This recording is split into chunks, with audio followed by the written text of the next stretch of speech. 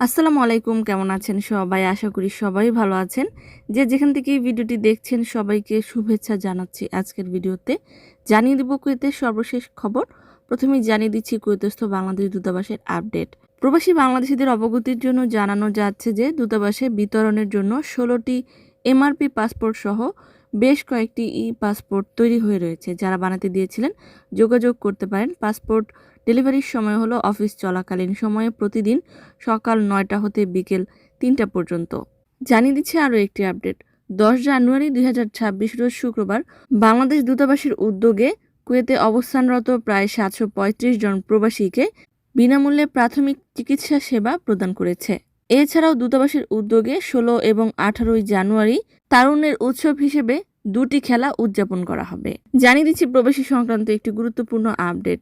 কুয়েতের শ্রমজীবী প্রবাসীদের জন্য কুয়েত সরকার একটি বিশেষ ব্যবস্থা নিচ্ছে। এই সম্পর্কে বলা হয়েছে যে জিলিব আল শুয়েখ এলাকায় হাসাবিয়া ও খাইতান এলাকার পুরনো ও ভিড়পূর্ণ শ্রমিক আবাসনের পরিবর্তে নতুন ওয়ার্কার সিটি বা কর্মী শহর হিসেবে তৈরি করা হবে। এই সিদ্ধান্ত নেয়ার কারণ কুয়েতের হাসাবিয়া ও খাইতান এলাকায় অতিরিক্ত ভিড়, অপর্যাপ্ত বাসস্থান, স্বাস্থ্য ও নিরাপত্তার সমস্যা, এছাড়াও সঠিক পরিকল্পনার অভাব থাকার কারণে সরকার মনে করছে শ্রমজীবী কর্মীদের জন্য নতুন, পরিষ্কার ও সুশৃঙ্খল আবাসন ব্যবস্থা জরুরি। এই ওয়ার্কার সিটিতে কি কি সুবিধা থাকবে? এই সিটিতে পরিকল্পিত আবাসিক ভবন থাকবে, পর্যাপ্ত পানি ও বিদ্যুৎ, স্বাস্থ্যসেবা ও স্যানিটেশন, নিরাপদ পরিবেশ, এছাড়াও যাতায়াতের সুবিধা থাকবে। এর ফলে প্রবাসী শ্রমিকরা আরও ভালো ও সম্মানজনক জীবনযাপন উদযাপন করতে পারবে। তাহলে পুরনো শহর হাসাবিয়া ও খাইতানের কি হবে?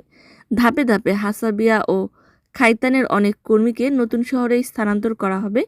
এতে ওই এলাকায় ভিড় কমবে এবং পরিবেশও উন্নত হবে। প্রবাসীদের জন্য নতুন শহরের গুরুত্ব হিসেবে বলা হয়েছে যে নতুন শহর সৃষ্টি হলে বাসস্থানের মান উন্নত হবে, স্বাস্থ্য ঝুঁকি কমবে, নিরাপত্তা বাড়বে, জীবনযাত্রা সহজ হবে। বিশেষ করে বাংলাদেশি, ভারতীয়, নেপালি, ফিলিপিনো সহ সব শ্রমজীবী প্রবাসীর জন্য এটি একটি গুরুত্বপূর্ণ উদ্যোগ। অন্যদিকে কুয়েতের জল ও বিদ্যুৎ মন্ত্রণালয় থেকে প্রকাশ করে বলা হয়েছে যে সালমিয়া এলাকায় বিদ্যুতের প্রধান সাব স্টেশনে কিছুটা সমস্যা হওয়ার কারণে অগ্নিকাণ্ডের দুর্ঘটনা ঘটে এবং বেশ কিছু এলাকায় বিদ্যুৎ থেকে নিরবিচ্ছিন্ন হয়ে যায়। তবে উদ্ধারকারী দল তাৎক্ষণিকভাবে আগুন নিয়ন্ত্রণে আনার চেষ্টা করে এবং বিদ্যুতের সমস্যার সমাধান করার চেষ্টা করেছে।